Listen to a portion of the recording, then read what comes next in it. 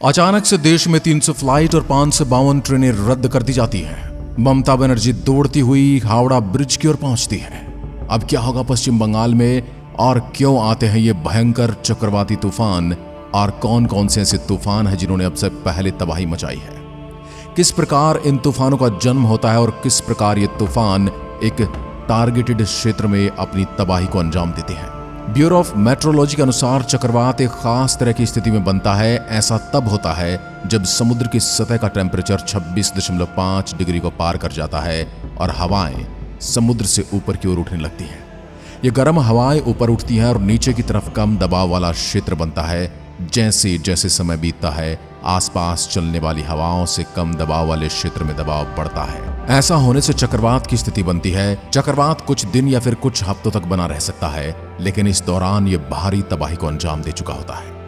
दरअसल इन दिनों चक्रवाती तूफान दाना उड़ीसा और पश्चिम बंगाल में रौद्र रूप दिखा रहा है। गुरुवार को देर रात ये तूफान ओडिशा के तट से टकराया, जिसके बाद दोनों राज्यों में तबाही का मंजर देखने को मिल रहा है। बंगाल की खाड़ी से उठे इस चक्रवाती तूफान ने धीरे धीरे आगे बढ़ना शुरू किया, जिसकी वजह से दोनों राज्यों में अलर्ट जारी हो चुका है। 500 से ज्यादा ट्रेनों को रद्द कर दिया गया है। ओडिशा और बंगाल में 16 घंटे के लिए उड़ानों पर रोक लगा दी गई है। दोनों राज्यों में लोगों को डेंजर जोन छोड़ने के लिए कह दिया गया है। जगह जगह अनाउंसमेंट हो रही है। लोगों को घर खाली कर कर कहीं और जाने के लिए कहा जा रहा है। लोगों के लिए कैंपों का इंतजाम किया जा रहा है। खतरे को देखते हुए एनडीआरएफ की टीम तैनात कर दी गई है। अगस्त में आए चक्रवात आसना के बाद दाना पिछले 2 महीने के अंदर भारत तट से टकराने वाला दूसरा तूफान है। अब सवाल उठता, आखिर चक्रवाती तूफान आते क्यों हैं? किसने इसे दाना नाम दिया और बंगाल की खाड़ी से उठाया चक्रवाती तूफान कितनी तबाही ला सकता है? तो चलिए इन तमाम सवालों के जवाब इस वीडियो में जानते हैं। और क्या है दाना शब्द का अर्थ? कैसे होता है तूफान का नामकरण और कौन देता है नाम? आपको बता दें, तूफान के नामकरण का भी एक सिस्टम है। इनके नामकरण की शुरुआत साल 2000 में विश्व मौसम विज्ञान संगठन WMO एशिया और प्रशांत के लिए संयुक्त राष्ट्र आर्थिक और सामाजिक आयोग के तहत हुई थी। वर्तमान में जिस चक्रवाती तूफान दाना की चर्चा हो रही है, वो शब्द भी अरबी भाषा से लिया गया है। इसका मतलब होता है उदारता। यह नाम कतर की तरफ से दिया गया है। विश्व मौसम विज्ञान संगठन ने एक समिति बनाई है, वह जो बारी बारी से आने वाले तूफान के नाम रखती है। कैसे बनता है तूफान? अब बात करें कि तूफान बनता कैसे है। बता दें कि समुद्र में चक्रवात तब बनता है जब समुद्र की सतह का तापमान बढ़ने लगता है और वहां की आर्द्रता भी काफी उच्च हो जाती है, यानी कि हवा में नमी की मात्रा बढ़ जाती है। जब चक्रवात समुद्र के गर्म जल पर आगे बढ़ता है तो वहां ऊर्जा प्राप्त करता है, जिससे इसकी शक्ति और बढ़ना शुरू हो जाती है। जैसे जैसे चक्रवात आगे बढ़ता है, इसकी रफ्तार और ताकत बढ़नी शुरू हो जाती है और यह एक बहुत भयंकर तूफान में परिवर्तित हो जाता है। बता दें, चक्रवात दाना जैसे तूफान भारी तबाही मचा सकते हैं, जिसकी वजह से बाढ़, तेज बारिश, आंधी तूफान जैसे हालात देखने को मिल सकते हैं। कितनी तबाही ला सकता है तूफान?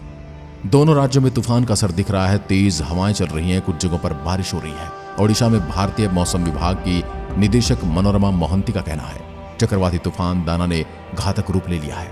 यह उत्तर पश्चिम दिशा की ओर आगे बढ़ रहा है। दाना तूफान 24 अक्टूबर यानी गुरुवार देर रात करीब 2 बजे ओडिशा के तट पर आया।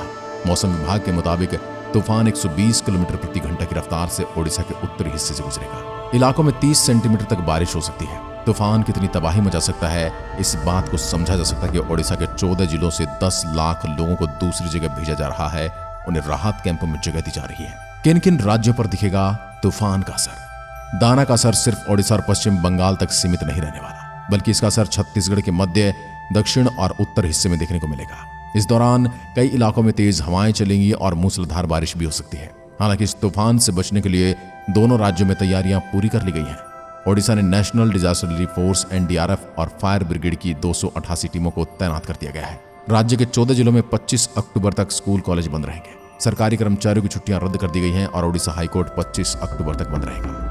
आपको बता दें, पहली बार नहीं जब कोई तूफान भारतीय तट से टकरा है, बल्कि इससे पहले भी कई बार तूफानों ने अपने रौद्र रूप से तबाही मचाई है। तो चलिए पिछले 10 सालों में भारत में आए 6 खतरनाक तूफानों के बारे में बात करते हैं। पहला चक्रवात ताउते 2021। चक्रवात ताउते एक अत्यंत गंभीर चक्रवात के रूप में चिन्हित किया गया था। 17 मई 2021 को गुजरात के दक्षिणी तट पर इस तूफान ने दस्तक दी थी। उस समय देश कोविड-19 की दूसरी लहर से भी जूझ रहा था।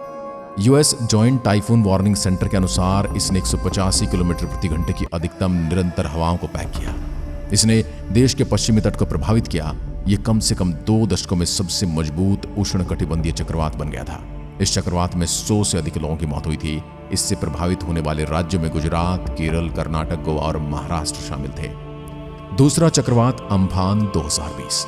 चक्रवात अम्फान साल 1999 के ओडिशा के सुपर साइक्लोन के बाद बंगाल की खाड़ी के ऊपर सुपर साइक्लोन अम्फान आया था। ये तूफान 20 मई 2020 को पश्चिमी बंगाल में सुंदरबन के पास दस्तक दे चुका था। विश्व मौसम विज्ञान संगठन WMO के अनुसार अम्फान उत्तर हिंद महासागर में रिकॉर्ड पर सबसे महंगा उष्णकटिबंधीय चक्रवात था।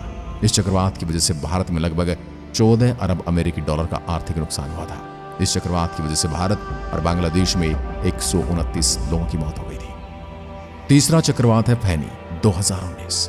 चक्रवात फैनी ने 3 मई 2019 को ओडिशा में पुरी के पास 175 किलोमीटर प्रति घंटे की रफ्तार से भारत के पूर्वी तट पर हमला बोला था। इस अत्यंत गंभीर चक्रवाती तूफान ने 14 लोगों की जान ले ली थी। चक्रवात के कारण घरों, बिजली लाइनों, कृषि क्षेत्रों, संचार नेटवर्क और जल आपूर्ति प्रणालियां सहित बुनियादी ढांचे को काफी नुकसान पहुंचाया था। चक्रवात 4 वर्दा 2016। चक्रवात वर्दा ने 12 दिसंबर 2016 को चेन्नई के पास दस्तक दी थी। इस विनाशकारी तूफान ने तमिलनाडु में 18 लोगों की जान ली थी। इस चक्रवात ने चेन्नई और पड़ोसी क्षेत्रों में बुनियादी ढांचे को हिलाकर रख दिया था, पेड़ को उखाड़ने और बिजली सप्लाई को बहुत भारी नुकसान पहुंचाया था। उसमें तत्काल चेतावनियों और तैयारी के उपायों ने संवेदनशील क्षेत्रों से लोगों को निकालने में मदद की थी।